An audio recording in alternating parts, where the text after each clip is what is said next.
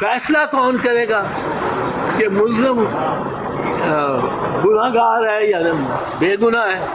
یہ وہ کمانڈنگ افسر کرے گا جس نے ایک دن ایک گواہ کو نہیں سنا، وہ کرے گا. اس کو کوئی وہی آئے گی، اس کے آگے ریکارڈ رکھ لیا جائے گا جس میں صرف ایک فارم ہے، وہ آرمی ایکٹ میں دی گئی ہے، وہ فارم ہے، اس میں 2 خانے ہیں نیچے، ایک لکھا ہوا ہے گلٹی، دوسرے میں لکھا ہے ناٹ گلٹی. اس کے بعد اس کے کمانڈنگ افسر کے پاس وہ فائل جائے گی، وہ کہے گا یہ طاہر بیگ ایک ملزم ہے، اس کو سر سزا ہونی چاہیے یا نہیں سزا ہونی چاہیے، یہ آپ نے فیصلہ کرنا ہے. اس کے سامنے کوئی کاروائی نہیں ہوئی ٹرائل کی، وہ فیصلہ دے گا کہ گلٹی اور ناٹ گلٹی.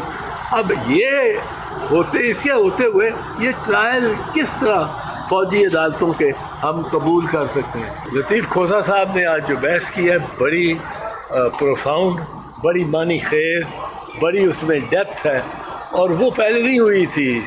سپریم کورٹ میں وکلاء نے کئی گئے ہیں، اس سے پہلے کر گئے.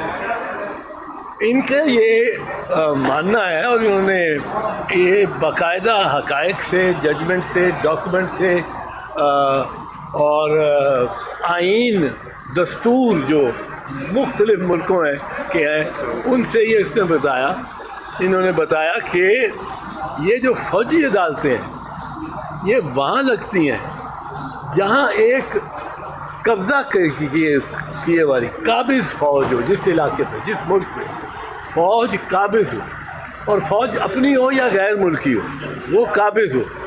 اور وہ یہ جب جمہوریت آتی ہے یا آزادی ملتی ہے تو پہلا کام عدالت یہ جو ہے ریاستیں کرتی ہیں کہ ان پارلیمنٹ کے ذریعے ان سیاسی جو ان فوجی عدالتوں کو بالکل بین کر دیتی اور ان کا کوئی وجود نہیں چھوڑ رہنے دیتی. اور یہ جمہوریت کی نشانی ہے. اور جو یہ ہے فوجی عدالتیں، یہ نشانی ہے کہ ریاست کمزور ہو رہی ہے. اور اس کی مثالیں جو انہوں نے دی، وہ ایک مثال بنگلہ دیش کی. بنگلہ دیش بنا جب آپ نے فوجی عدالتیں لگائیں، سویلین کو ٹرائی کرنا شروع کی، سویلین کو سزائیں دینی شروع کی. یہ جو فوجی آرمی ایکشن ہوتا ہے، یہ آرمی ایکشن کیا ہوتا ہے؟ ایک تو آپ نکل کے گولیاں چلا دیتے ہیں، لیکن دوسرا اس میں یہ ہوتا ہے کہ فوجی عدالتیں آپ لگاتے ہیں خوف پیدا کریں گے.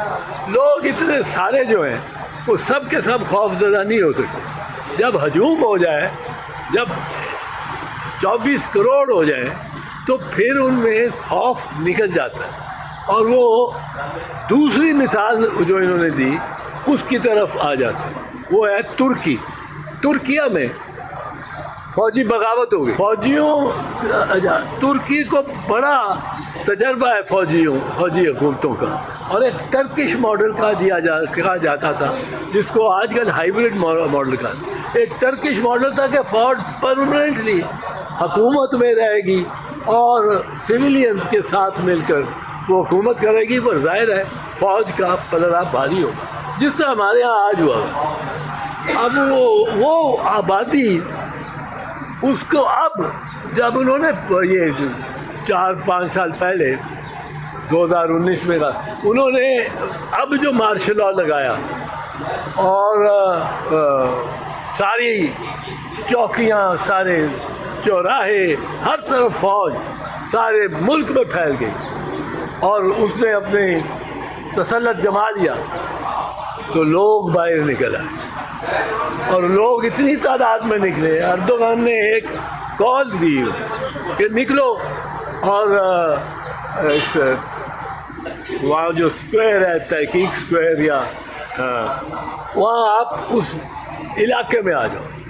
اتنے لوگ آئے، فوج نے ٹینک کے گولے بھی چلائے، فوج نے ان کو تباہ بھی کیا، مارا بھی بڑا، پر لوگ ٹینکوں کے آگے بھی لیٹ گئے، کیونکہ فوج کی ریاست، ان کو پتہ تھا ٹرکش آرمی کا ایک پولیٹیکل رول کانسٹنٹ تھا.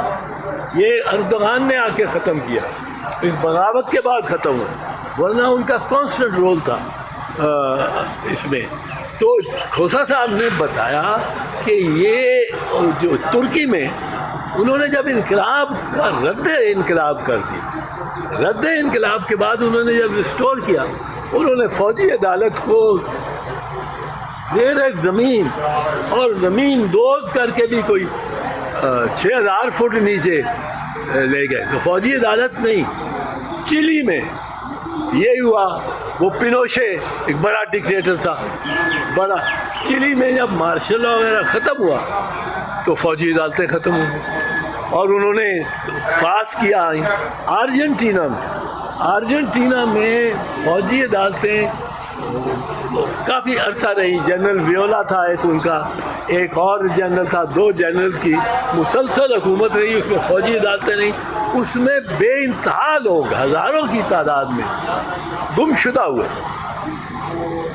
ادھر لوگوں نے اسٹرگل کرنے کے بعد فوج پیچھے ہٹی اور فوج کو بیرکس میں واپس جانا پڑا تو فوجی عدالتیں بھی ختم کر دی. یہ چیزیں یہ جو انہوں نے بتائی، اور بنگلہ دیش والی ہمارے لیے عبرت کا مقام رکھتی ہے جو کھوسا صاحب نے وہاں بتایا. اور کھوسا صاحب نے یہ بھی بتایا کہ جو قابض فوج ہوتی ہے وہ اپنی ہو یا غیر ملکی ہو، قابض ہے. اور یہ ہمیں کوئی شوق نہیں ہے کہ ہم مارشل لا پاکستانی فوج کا دیکھیں. خدا نہ خواستہ ہم پاکستانی فوج کا دیکھیں، اور 1000 بار خدا نہ خواستہ کہ ہم کسی غالب فوج کا، غیر ملکی فوج کا دیکھیں. ہم اس جد و جہد میں آزادی کی ہم ہر ایک کے ساتھ پاکستان کی جنگ لڑنے کو تیار ہے. لیکن اس وقت میں اس کو ڈائیورٹ نہیں کرنا چاہتا اس میں لگ یہ چیز جو ہے یہ روزانہ کہنی پڑتی ہے 10 مرتبہ وزیر اعظم کو، کیونکہ ان کا کاؤنٹ ہوتا ہے. ابھی آپ نے 4 مرتبہ کہا ہے کہ ہم فوج کے ساتھ، 6 مرتبہ آج ابھی کہنا ہے. وہ گنتی ہوتی ہے شہباز شریف کی کہ اس نے 10 مرتبہ روز کہنا ہے، پبلکلی کہنا ہے کہ ہم فوج کے ساتھ، قوم پوری فوج. تو وہ یہ میں اس طرح بات نہیں کر رہا ہوں.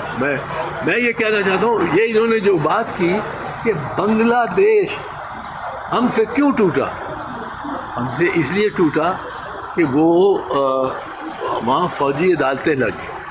تو یہ خدا کے واسطے یہ فوجی عدالتوں کی بیماری جو آپ نے لے لی ہے. اور فوجی عدالتوں کے بارے میں ایک اور ان کی دلیل وہ یہ میں عرض کرتا جاؤں، باقی میں انہیں کو کہوں گا بات کریں. پر وہ یہ دلیل کہ فوجی 3 افسر بیٹھے تھے، تینوں افسر، ایک کرنل 2 میجر اس کے. اب تینوں افسر فوجی وردی میں یعنی فوجی ڈسپلن میں، اور یہ عدالت عجوبی ہے. اس کے تحت تو ایک فوجی باوردی فوجی کا بھی ٹرائل اس فوجی عدالت میں نہیں ہو سکتا. کیوں؟ کیونکہ اس فوجی عدالت میں یہ ہے کہ یہ 3 افسر یہاں ڈیالہ جیل میں بیٹھ کے اور ملزم کے خلاف ساری کارروائی کو سنیں گے. خود آپ بیٹھے ہوئے اس پہ جیرا کو سنیں گے، گواہ پہ جیرا کو سننے کے بعد وہ مطلب ہے بحث کو سنیں گے، سارے ڈاکومنٹ کو دیکھیں گے. وہ 1 ہفتہ لگا دیتے ہیں ٹرائل میں، کیونکہ یہ جلدی کرتے. وکیل بھی ہونا چاہیے جو انہوں نے وکیل نہیں دیا. اب وہ فیصلہ کون کرے گا کہ ملزم گناہ گار ہے یا بے گناہ ہے؟ یہ وہ کمانڈنگ افسر کرے گا جس نے ایک دن ایک گواہ کو نہیں سنا. وہ کرے گا. اس کو کوئی وہی آئے گی، اس کے آگے ریکارڈ رکھ لیا جائے گا جس میں صرف ایک فارم ہے، وہ آرمی ایکٹ میں دی گئی ہے. وہ فارم ہے، اس میں 2 خانے ہیں نیچے، ایک لکھا ہوا ہے گلٹی، دوسرے میں لکھا ہے ناٹ گلٹی. وہ اس نے ناٹ گلٹی پہ کر دینا ہے یا گلٹی پہ. اس کے بعد اس کے کمانڈنگ افسر کے پاس وہ فائل جائے گی. وہ کہے گا یہ طاہر بیگ ایک ملزم ہے، اس کو سر سزا ہونی چاہیے یا نہیں سزا ہونی چاہیے، یہ آپ نے فیصلہ کرنا ہے. اس کے سامنے کوئی کوئی کاروائی نہیں ہوئی ٹرائل کی، وہ فیصلہ دے گا کہ گلٹی اور ناٹ گلٹی۔ اب یہ اس کے ہوتے ہوئے یہ ٹرائل کس طرح فوجی عدالتوں کے ہم قبول کر سکتے ہیں یا کچھ، یا پاکستان کے سویلینز کو ٹرائی کر